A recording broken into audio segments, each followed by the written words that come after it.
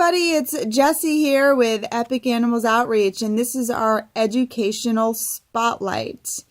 We are an education outreach organization, 501c3, and we teach kids and people about being kind to animals, each other, and the environment. In this educational spotlight, we are going to be talking about the North Atlantic right whale. And I hope to encourage, we're going to not only give you a little bit of information about them, but we're also going to do a little activity at the end. And I hope to encourage any children that are watching to pay attention and learn and then have some fun doing the activity at the end. Or if you're a parent or a teacher, you can do the activity and you can either show this video to your students or children, or you can grab a book. There's a great book called Ibis, A True Whale Story. It's not necessarily about the North Atlantic right whale, but it is about a whale. And you can read this book and then teach your kids about whales and other marine life, and then talk to them about the North Atlantic right whale. And then do the activity at the end. You can probably get this book at your local library. So the North Atlantic right whale holds a very special place here in the Jacksonville community. And that's where we are located, in Jacksonville, Florida, because this whale migrates, the females migrate from the north to the south and calve their babies off of the shores of Florida in the warmer waters. And they do this between November 15th and April 15th. And there are some great research organizations that monitor these whales and collect data from them to keep track of the babies that are calved in the area, as well as the females that return to the area each year.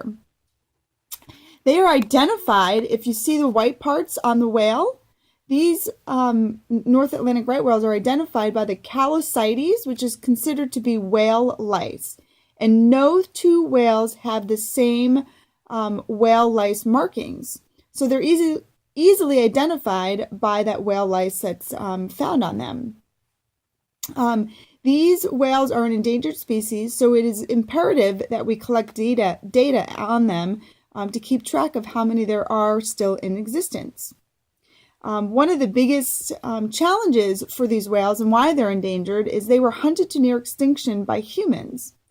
And one of their biggest challenges is collisions by ships, as well as boats. So boat strikes and collisions with large ships injure them as well as can kill them. So if you are a boater or you go on boats, it's really important to keep track of where these whales are and to be aware of your surroundings. When these whales are out in the waters and they're floating on the top of the water, they look like a log. They look like a very large log, so they can be mistaken for that, and that's how they get hit.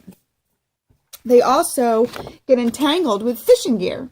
So fishing line or fish netting gets wrapped around them. This is a whale that has fishing gear wrapped around it. And this causes them to not be able to eat, which then starves them. And then it can also tear into their flesh and cause major injuries that can lead to infection and then death. Plastics are also a big component to their struggle because fishing gear is considered to be plastic. So we always say recycle. Recycle your fishing gear, recycle your fishing wire to protect them and other marine life as well. So one of the great things I like to do with the students that I teach about marine life and other environmental impacts as well as other animals is to do a cute little activity. And so this is, again, we like to recycle. So I like to use cardboard boxes. So this is a Cheerio cereal box. I've also used cat food boxes or any kind of cardboard that you can recycle. And I basically just cut out the shape of a whale, pretty much a whale, no tail or flipper because we're going to do that separately. But I just basically cut out, this is a cornflake oat bran cardboard box that I used. And then I punched a hole where the flipper is going to go and where the tail is going to go. So what I like to do is ask the students, so I just basically gave you a little bit of a lesson about the North Atlantic right whale. And so then I ask the students, how can you help them?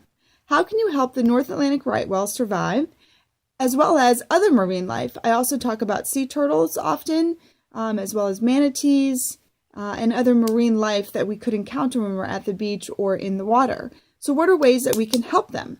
Well, you can get crayons or you can get markers. So one of the ways that we can help them is we can throw our trash away. Right? If we throw our trash away in the proper disposal, then it doesn't end up in our oceans. We can also tell others, right? So if you tell a friend about the right whale, then it leads to people becoming more aware of what their plight is and what their struggles are. So tell others. We can recycle.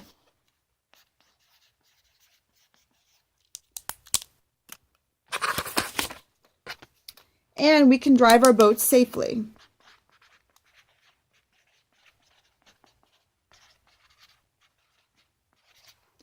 So I like to ask the students to decorate their whale. And many of the students that I teach like to draw an eye. So we're going to give this whale a little bit of an eye. And some of them will also draw a mouth because I like to give their animals a little bit of a personality. So we gave this whale an eye and a mouth, and then we wrote the things down that could help save them in other marine life. And then I take construction paper and I cut out a whale tail and put a hole in it. And then I cut out a whale flipper and cut a hole in it.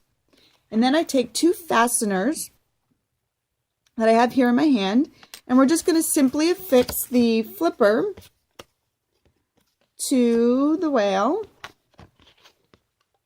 with the fastener and the tail.